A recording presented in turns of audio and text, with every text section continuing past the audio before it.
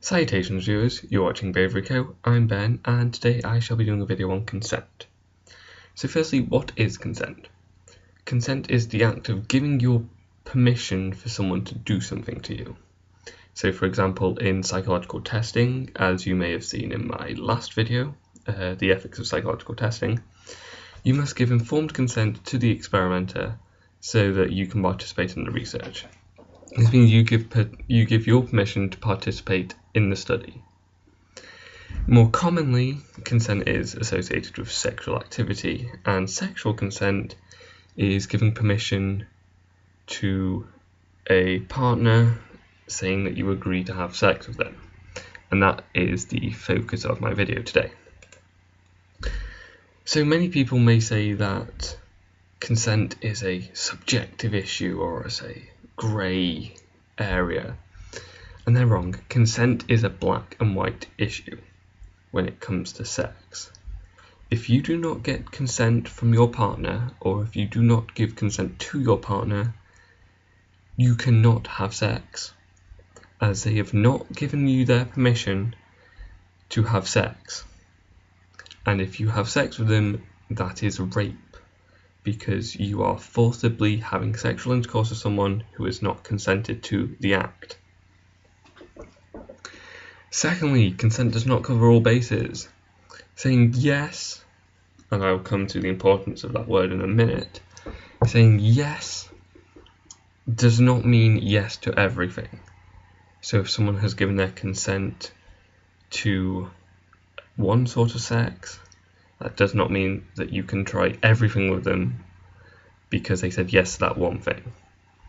And so this is very important because you get many people who said, oh, I did anal, for example, and I felt really uncomfortable and I didn't particularly want to do it. And it's like, then you later find out that they didn't actually consent to doing that act. They only said yes, and their partner just took that as a yes to everything. So consent does not cover all bases. You must ask consent for every single thing you do. In a similar vein, presumed consent does not exist. There is no, well, we've done it before, so I assumed it was okay. Or I got the feeling they wanted to have sex, or they were making a move on me. That is not consent. The only consent you want and you can have is someone saying, hello, I want to have sex with you. Yes is your only answer, not I guess, or fine, after badgering them for 5 minutes about, come on, we always have sex, come on, come on, come on, come on. You want straight up yes. You cannot hassle, pressure, persuade, coerce them into having sex with you, because that is not informed consent. First and fourthly, consent must be a priority and consent must be explicit. For this I have an example. So 2 weeks ago, maybe 2-3 weeks ago, it was the week before my Freshers Week, my former friend, because this issue we've actually fallen out over, my now former friend was on their Freshers Week, and they decided, while drunk, they decided that they wanted to grind on a guy in a nightclub without asking his consent first.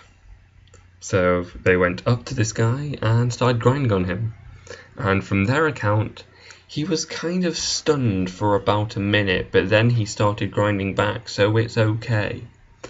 No.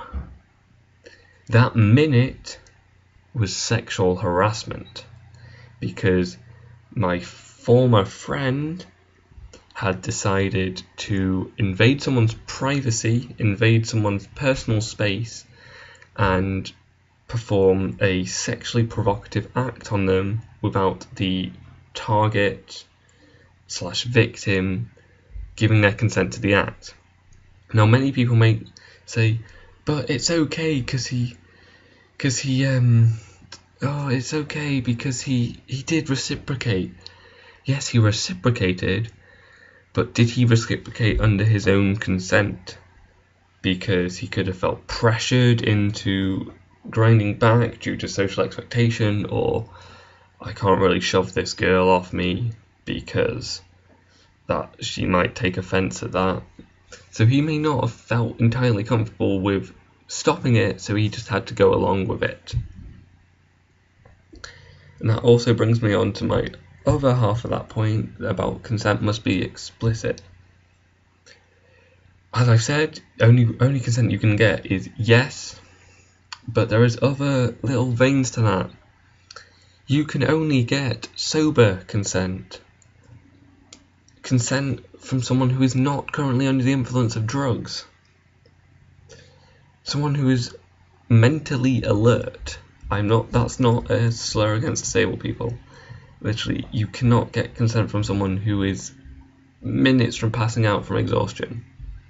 The only consent you can get is a yes from a sober individual who is mentally alert at the time, who has full understanding of what is going on in the situation.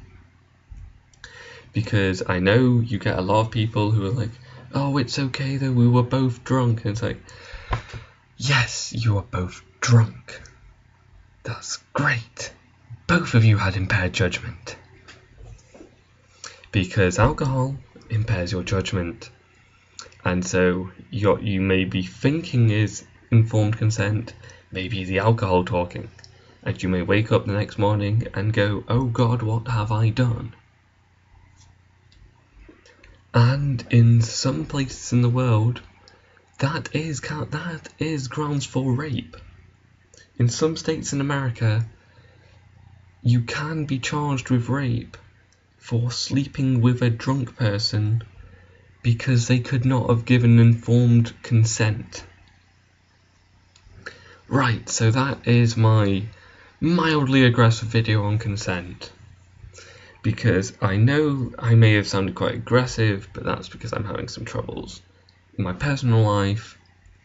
I'm not feeling particularly social today, and plus consent is not an issue you can skip around and beat around the bush and try and be really chirpy about it. You have to get down to the nitty-gritty of consent, because it is the most important decision in your life when it comes to it. So I hope you have a good week. Avery should be back next week, and I hope you have a good week.